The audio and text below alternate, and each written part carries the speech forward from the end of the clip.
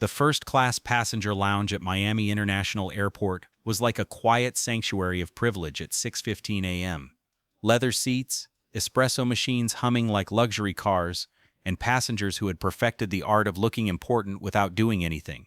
Luxury was evident everywhere in an incredible way. Jamal Foster sat in the corner, hunched over his laptop, neon green lines of code scrolling across the screen. At 26, Jamal looked more like a university student who had been studying all night than the CEO of CloudRise Technologies, a company that had revolutionized the entire cloud computing industry with its AI-based infrastructure. But in a moment, everything would change. Jamal stood there, unaware of what was about to happen. His faded Tesla hoodie, which hadn't been washed much, hung loosely over his black t-shirt. His jeans had a single worn tear at the knee, not fashionable at all. His Nike sneakers were the kind bought on sale 3 years ago and finally refused to be replaced because they finally fit perfectly. An outsider would definitely approach him with prejudice, but there were some truths that not everyone knew. The backpack at his feet looked like it had been through a war. Inside was a laptop that casual observers would assume was for gaming. In reality, it contained the prototype of Sentinel. Sentinel was an AI-powered aviation safety system capable of predicting mechanical failures 72 hours in advance. CloudRise had spent $200 million developing this system. It was an incredible system, and 3 days later, Jamal would announce that CloudRise had acquired Horizon Airlines for $1.8 billion. With this acquisition, Jamal would become the youngest person to own the largest airline company in the United States. But no one in this room knew that, and that was exactly what Jamal wanted. "Excuse me, sir," said the lounge attendant. A young woman with an experienced smile approached Jamal. "Are you sure you're in the right lounge?" she asked. "This is the Horizon Platinum Elite Lounge. If you have an economy class ticket, the general lounge is downstairs," she added. What she didn't know was who Jamal really was. Jamal lifted his head and took out his AirPods. "I'm in the right place," he replied. "May I see your boarding pass?" asked the attendant. He took out his phone and showed her the digital ticket. "Seat 2A, first class, Miami to Seattle." The attendant's smile tightened. "Oh, I'm sorry, Mr. Foster. I hope you have a good trip," he said. But the contempt and condescension in the attendant's eyes were all too familiar. Jamal had been subjected to this kind of look many times before. The attendant walked away, but Jamal noticed him whispering to another attendant and both of them looking at him. Now it was clearer. They didn't want Jamal there. Have you ever been subjected to looks like this in your life? He was used to it. If you're young, black, and dressed like you just got out of a gaming chair, people make assumptions, usually wrong ones. His phone vibrated. A message had come from his CFO, Angela Martinez. "The board meeting is confirmed for Thursday. The press release is ready. Are you sure you want to fly commercial?" "We can send the jet," Angela asked. Jamal replied. "I want to see what I'm buying. If I don't know what's broken, I can't fix the culture." 3 days earlier, CloudRise had quietly acquired Horizon Airlines, a mid-sized airline known for its West Coast routes and extremely poor customer service reviews. The airline was losing money, losing its reputation, and was ripe for the taking. Jamal didn't just want to own an airline. He wanted to rebuild it from scratch, integrate Sentinel into the fleet, revolutionize the passenger experience, and prove that technology could fix what decades of corporate bureaucracy had broken. But first, he had to fly it, anonymously, as an ordinary passenger. Boarding has begun for Flight Horizon 284-7 to Seattle. First class and Platinum Elite members may now board the aircraft, the announcement said. Jamal closed his laptop, slung his backpack over his shoulder, and joined the queue. The gate agent, a tired-looking man in his 50s, barely glanced at him as he scanned his boarding pass. "Seat 2A, have a good flight," he said. Jamal stepped onto the jet bridge, smelling the familiar recycled air and jet fuel. The Boeing 737 MAX 9 was waiting at the end like a silver bullet. He boarded the plane. The flight attendant at the door, a woman in her 40s with her blonde hair pulled back in a tight bun and wearing a name tag that read Karen Mitchell, looked up from her tablet. Her smile froze. "May I see your boarding pass?" she said, her voice suddenly becoming formal. "I already scanned it at the gate," Jamal said politely. "I need to verify it," Karen insisted, not stepping aside. Jamal took out his phone again and showed her the ticket. Karen studied it for a long time, her eyes darting between the screen and Jamal's face. "Seat 2A, first class." "Correct," Jamal replied. "And this is your ticket? Not someone else's?" Karen asked. Jamal felt a familiar tightening in his chest. "Mine. I bought it," he replied. But he knew there would be a problem. He could feel it clearly. "With your own credit card?" Karen asked again. Yes, Jamal said, his patience wearing thin. Is there a problem? He asked. No problem, Karen said, stepping aside sharply. Just wanted to be sure, she replied. Jamal walked down the narrow aisle toward the first-class cabin. The cabin was in a 2-2 configuration, with leather seats offering extra legroom. Seat 2A was on the left side by the window. He sat down and squeezed his backpack under the seat in front of him. He took out his laptop and opened it to review some code before takeoff. Even though Jamal was seated, he felt uneasy. He had a sense of foreboding, as if everything was about to turn upside down. Across the aisle in seat 3A, a black man wearing an expensive suit was reading the Wall Street Journal. He glanced at Jamal, looked again, and then smiled. Jamal Foster? The man said quietly. Jamal looked up. Yes, he replied. Marcus Webb, Webb Industries. He extended his hand across the aisle. I heard you speak at TechCrunch Disrupt last year. Your session on predictive AI was brilliant, he said.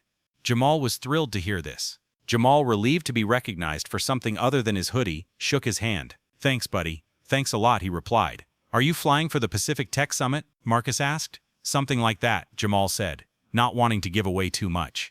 Marcus nodded knowingly. No need to say more. Big announcements? He asked. Jamal just smiled. Before Marcus could answer, there was a commotion at the front of the cabin.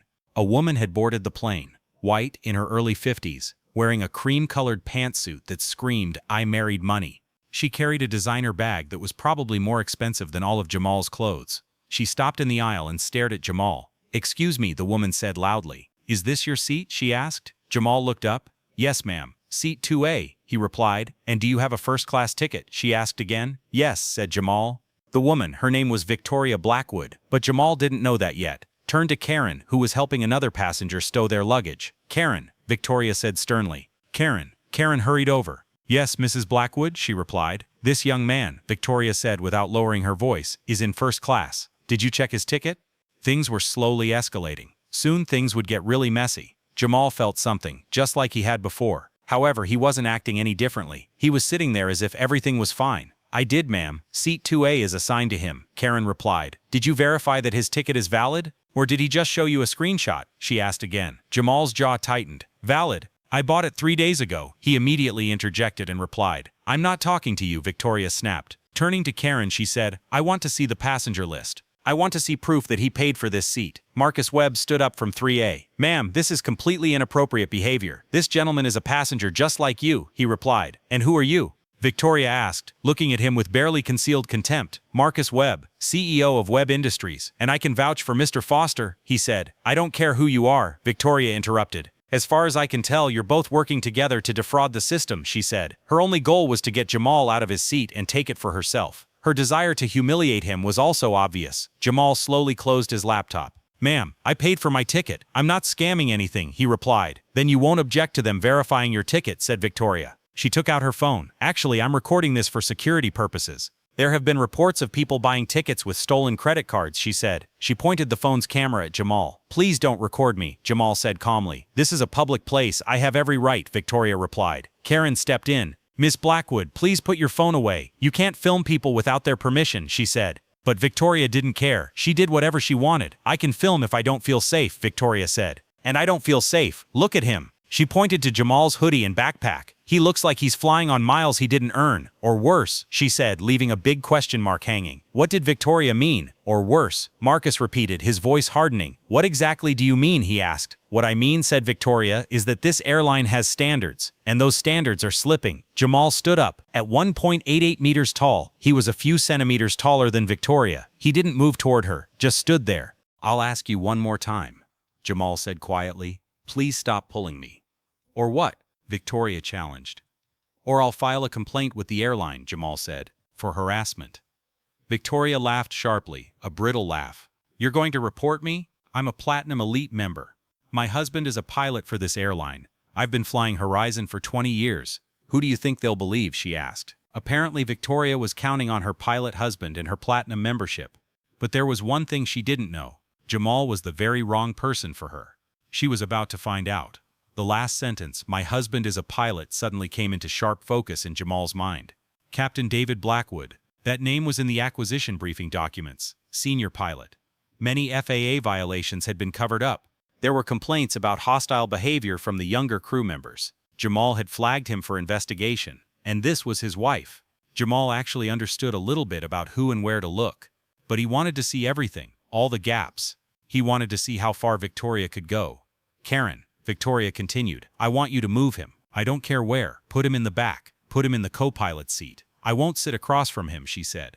Karen looked trapped. "Miss Blackwood, the flight is completely full. I can't seat him anywhere else," she replied. "Then put me somewhere else," said Victoria. "There are no other first-class seats," muttered Karen. "Then I want to speak to the captain," Victoria insisted once more. "The captain is doing his pre-flight checks," said Karen. Victoria screamed. "Then bring him here." "David, David," she shouted. She pushed Karen aside and walked toward the cockpit. Jamal sat back down, his heart pounding. Marcus leaned over from the aisle. "Man, I'm so sorry," Marcus said. "This is unacceptable." "It's okay," Jamal said. "But it wasn't okay." "It's not okay," Marcus said. "As soon as we land, I'm calling my lawyer." "This is discrimination," he said, supporting Jamal. "But it wasn't necessary. Jamal could have resolved this immediately if he wanted to, but he wanted to see it through." "Thank you," Jamal said. "But I'll handle it," he replied.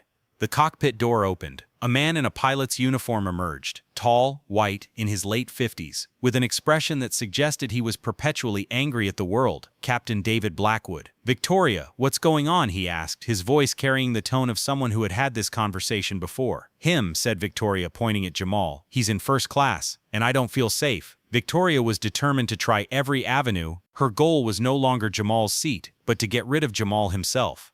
David looked at Jamal. The expression on his face didn't change, but something flashed in his eyes. Recognition? Worry? He felt something different. It was as if he had seen Jamal before. He felt like he recognized that face from somewhere. The truth was about to come out. "Sir," David said to Jamal, "may I see your boarding pass?" "I've shown it 3 times, said Jamal. "I'm the captain." "I'm asking," he said, trying to assert his authority. Jamal took out his phone again and held it up. David examined the phone. "Seat 2A, purchased 3 days ago." He looked at his wife. "Victoria, the ticket is valid," he replied. Victoria couldn't care less. She wanted her husband to discriminate against her, just as he was doing. "I don't care," Victoria hissed. "I don't feel comfortable," she said. "Then you can sit in the back," David said quietly. Victoria's mouth fell open. "I don't understand?" she asked, because she hadn't gotten the support she wanted from her husband. "I have a schedule to keep," David said. "This passenger's ticket is valid. You're causing a delay. Either sit down or get off the plane," he said. For a moment, Victoria looked like she was about to explode. Then she grabbed her bag and flung herself into her seat. 2C, the aisle seat directly across from Jamal. Phone still in hand, camera still recording, she glared at him angrily. David returned to the cockpit without another word. The cabin door closed. The engine started. As the plane pulled away from the gate, Victoria Blackwood began typing furiously on her phone, composing a post that would change her life forever. She didn't know that the suspicious man she was about to make viral was her husband's boss. And yes, the truth would slowly come out. Victoria was about to learn the shocking truth. It was almost time. And Jamal Foster, watching her from across the aisle, knew exactly what was going to happen. He just had to wait. The Boeing 737 MAX 9 climbed smoothly through Florida's clouds, turning west over the Gulf of Mexico and heading northwest toward Texas. The first-class cabin settled into the familiar rhythm of a long flight, the hum of the engines, the quiet rustle of newspapers, the clinking of ice in plastic cups. It was a classic day, a classic first-class flight, but things were about to get messy. However, the tension between seats 2A and 2C was thick enough to cut with a knife. Victoria Blackwood sat stiffly in her aisle seat, clutching her phone like a weapon in one hand.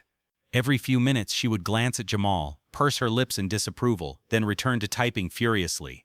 Jamal didn't take his eyes off his laptop, lines of code scrolling across the screen. He was reviewing the Sentinel integration protocols, but he was also keeping a close eye on Victoria's every move. Because he knew and felt it. Something big was about to happen. Flight attendant Karen Mitchell appeared with the beverage cart. "Mr. Foster, may I offer you something?" she asked politely. "Just water, thank you," Jamal replied. Karen handed him a bottle of water in a plastic cup. Then she turned to Victoria. "Miss Blackwood?" she asked. "Champagne," Victoria replied curtly. "And Karen, I need to talk to you, privately," she added. She wanted to include Karen in her plans. Karen looked at Jamal tensely. "Of course, let me just finish my service," she said. But Karen sensed something big was about to happen. "Now," Victoria insisted. Karen asked permission and followed Victoria to the kitchen in front of the cabin. From the space between the seats, Jamal could see them talking urgently in low voices. Victoria was gesturing toward him, her face flushed with anger. Jamal now saw that a new incident was unfolding. Victoria definitely wanted Karen's help. She was trying to get from Karen the support she couldn't get from her husband. Marcus Webb leaned out of seat 3A into the aisle. "Man, this woman is something else. Do you want me to say something?" he asked. Marcus had seen and sensed that Victoria was planning something. She wanted to help Jamal. "No," Jamal said quietly. "Let her stew," he said. Jamal wondered how far she would go and wanted to see. Marcus raised his eyebrows. "You're very calm about this," he said. Jamal just smiled. 10 minutes later, Victoria returned to her seat. She didn't sit down. She stood in the aisle, held her phone at chest level, and pointed the camera directly at Jamal. "Excuse me," Victoria said loudly, addressing not just Jamal but the entire cabin. "I want everyone here to know that I don't feel safe on this flight," she said. She was now playing to a larger crowd. She was trying to get all the other passengers on her side. She was acting like she was possessed. Jamal looked up from his laptop. "Ma'am, please sit down. We've reached cruising altitude," he said. "I won't sit down," said Victoria. "I won't sit down until this situation is resolved." "What situation?" Marcus asked sharply. "That situation," Victoria said, pointing at Jamal. "This man boarded this flight wearing clothes that show he can't afford to be here. He's carrying a suspicious device," she pointed at Jamal's backpack, "and he's been typing on his laptop non-stop since takeoff. As far as we know, he's hacking the plane's systems," she lied. Victoria was trying everything. She would do anything to achieve her goal. She was so angry at not getting what she wanted that she was capable of even more. The cabin fell silent. Jamal slowly closed his laptop. "I'm a software engineer. I'm reviewing code for work. That's all," he replied. Jamal wouldn't have answered if he didn't have to, but he didn't want the situation to get any more tense. "Prove it," Victoria challenged. "I don't have to prove anything to you," Jamal replied. "Then you're hiding something," Victoria said triumphantly. She raised her voice even more. "I'm documenting this incident from start to finish. I'm going to share this on social media to hold Horizon Airlines accountable for putting passengers in danger," she said. "Has anything like this ever happened to you before?" Karen came running from the kitchen. "Miss Blackwood, please sit down. You are violating FAA regulations," she said. "I know my rights," Victoria snapped. "And I have the right to feel safe," she added. She raised her phone, making sure the camera was focused on Jamal's face.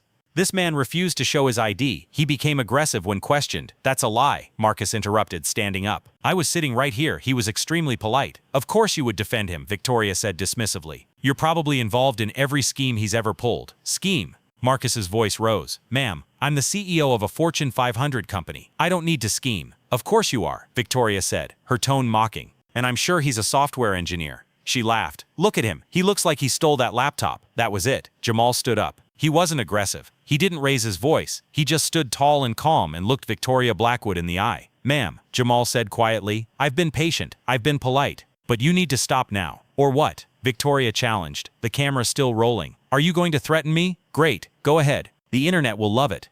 Jamal reached into his backpack slowly, deliberately, and pulled out a slim leather wallet. He opened it and lifted out a card. It was a business card. Simple. Black lettering on white paper. Jamal Foster, founder and CEO, CloudRise Technologies. Victoria examined the card carefully. "So, anyone can print a card. Google me," Jamal said. "I'm not going to Google you. Google me," Jamal repeated, his voice still calm but now with a sharp edge. Marcus pulled out his phone. Found it. He turned the screen toward Victoria. Jamal Foster, 26 years old, founder of CloudRise Technologies, featured on Forbes' 30 Under 30 list. Company value $4.2 billion. Victoria blinked. This isn't the same person." "It's him," Marcus said. "I heard him speak at a tech conference last year. He's the real deal." Victoria looked at the phone, then at Jamal, then back at the phone. Her certainty wavered for a moment. Then she doubled down on her resolve. "I don't care if he's a billionaire," Victoria said, though a bit of the conviction had left her voice. "That doesn't give him the right to make me feel unsafe. And frankly, if it is him, why is he dressed like that? Why is he on a commercial flight? It doesn't make sense." "Because I wanted to," Jamal said simply. "Then you made a mistake," Victoria said. She looked directly into her phone's camera. "I'm sharing this. Horizon Airlines is accepting suspicious passengers in first class. Passengers who refuse to comply with security protocols. This is unacceptable." She sat down and her fingers flew across the screen as she typed. Jamal sat back down. He took out his phone and sent a single message to his CFO, Angela Martinez. "It's happening. Wait." Angela's reply came immediately. "Speak your mind." 30 seconds later, Victoria hit the share button on her social media account. The headline read, "I'm flying first class on Horizon Airlines, and next to me is a man who refused to show his ID, is dressed like he doesn't belong here, and has been typing on his laptop the entire flight. I asked the flight attendant to move him, but they refused." Is this the service we pay for? I don't feel safe. Share this to hold Horizon accountable. Horizon Airlines, safety first, suspicious passenger. She added the video she recorded, a shaky 90-second clip of Jamal sitting silently, interrupted by Victoria's voice recording, which she described as aggressive and uncooperative. He pressed the share button. Then he leaned back contentedly and waited for the approvals to come in. That's how it was for the first hour. Victoria's post started to rack up views. 500,000, 100,000. Comments started coming in. Oh my God, this is so awful. Why did they let him stay in first class? You're so brave for speaking up. Horizon Airlines should be held accountable. I'll never fly with this airline again. Victoria refreshed the page obsessively, her satisfaction growing with each supportive comment. She looked at Jamal, who was still typing away on his laptop, completely unfazed. Enjoy your little coding session, Victoria murmured. You're about to become famous for all the wrong reasons. But 2 hours after the flight, something changed. A new comment appeared with 15,000 likes. Wait a minute. Is this Jamal Foster, the owner of CloudRise? Why is this woman harassing him? Then another. This is definitely Jamal Foster. I just Googled him. He's a real tech CEO. This woman is exposing him. And another. No way. No way. This woman exposed the identity of one of the richest people in the tech industry. This is going to get ugly. Victoria's smile faded. She scrolled faster, her heart racing. The tide was turning. Is she picking on a black man just because he's sitting in first class? That's blatant racism. That suspicious device is probably a $3,000 laptop. She's angry because he's wearing a hoodie. This is disgusting. Update. Jamal Foster's company CloudRise has acquired an airline. Folks, what about Horizon? Victoria's hands began to tremble. She opened a new browser tab and searched Google for CloudRise Technologies acquires airline. The top result came from TechCrunch, published 4 hours ago. Breaking. CloudRise Technologies has acquired a major U.S. airline in a $1.8 billion deal. The airline's identity will be revealed Thursday at the Pacific Tech Summit. Victoria's blood ran cold. She looked across the hallway at Jamal. Jamal was watching her too, his expression unreadable. No, Victoria whispered. Her phone was flooded with notifications. Not support, not approval, attacks. You harassed the owner of the airline you fly for. You're done. Her husband is a Horizon pilot. She just took his job. LMAOOOO. Congrats on going viral as Karen. Hope it was worth it. Victoria's post had been viewed 2 million times. But the comments were no longer on her side. She looked at Karen, standing by the kitchen, pale-faced, staring at her own phone. Karen, Victoria hissed. Karen. Karen approached slowly, her expression unreadable. What is it? Victoria asked. Miss Blackwood, Karen said quietly. I received a message from the company. You will be removed from the plane after landing. Airport security will meet the plane. What? Victoria shouted. I'm the victim here. You filmed and harassed a passenger, Karen said. That violates FAA regulations, and, she hesitated. The company just confirmed that Mr. Foster is the new owner of Horizon Airlines. The purchase will be officially completed on Thursday. The cabin fell silent. All the passengers were now looking at Victoria. Marcus Webb started laughing, a deep, hearty laugh that echoed through the cabin. Victoria looked at Jamal, her face showing shock, horror, and helpless calculation. Mr. Foster, she said, her voice suddenly sweet as sugar.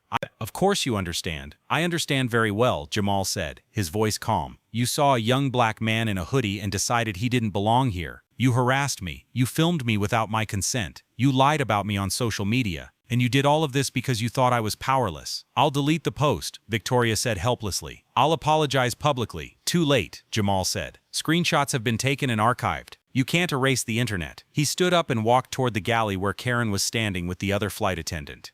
Karen, Jamal said gently, you tried to calm the situation. You followed protocol. Thank you. Karen's eyes filled with tears. Mr. Foster, I'm so sorry, there's nothing to apologize for, Jamal said. But I want you to do something for me. Call the captain. Tell him I want to speak with him, privately. 5 minutes later, Jamal was in the cockpit. Captain David Blackwood sat in the left seat, wearing a mask of professional calm, but that mask was beginning to crack. Mr. Foster, David said without turning around. I didn't know it was you. Did it matter? Jamal asked. David remained silent. Your wife harassed me for 2 hours, Jamal continued. She filmed me. She slandered me online, and she did it because she thought she was untouchable, because she's married to you. I'll talk to her, David said. Too late, Jamal said. But here's what will happen. When the plane lands, your wife will be removed from the plane by airport security. She will be permanently banned from Horizon Airlines. And you, Jamal paused. You will be suspended until the investigation is complete. David spun in his seat. You can't do this. I've been flying for 30 years, and in those 30 years, Jamal said, pulling out his phone and showing David a document, there have been 17 complaints filed against you. hostile work environment, intimidation of junior staff, all covered up by previous management. David's face drained. "I'm not firing you," Jamal said. "Not yet. But you can't fly until a full investigation is complete. If you come out clean, you fly again. If you don't," he shrugged, "there are other airlines." He turned to leave, then paused. "One more thing, Captain. Your wife's video has been viewed 5 million times. The internet knows you. It knows her. I suggest you stay off social media for a while." Jamal returned to his seat. Victoria sat silently crying in seat 2C, her phone face down on her lap. The rest of the flight passed in silence. When the plane landed in Seattle, airport security was waiting. Victoria was taken off the plane first, her sobs echoing in the jet bridge. David Blackwood was met by 2 Horizon Airlines executives in suits. They didn't arrest him, they just handed him an envelope and took him to a private office. Jamal was the last to disembark, slinging his backpack over his shoulder. Marcus Webb walked with him. "Man, that was the most epic thing I've ever witnessed on a flight." Jamal smiled. "Just another Tuesday. So the rumors are true? Did you buy Horizon?" "It will be announced on Thursday," Jamal confirmed. "You'll see." They shook hands and parted ways. Jamal passed through the terminal once more, anonymous in his Tesla hoodie and ripped jeans. Behind him, Victoria Blackwood's life was being turned upside down. Her video had been viewed 10 million times. Her name was trending. Her husband had been suspended. And Jamal Foster? He had an airline to fix.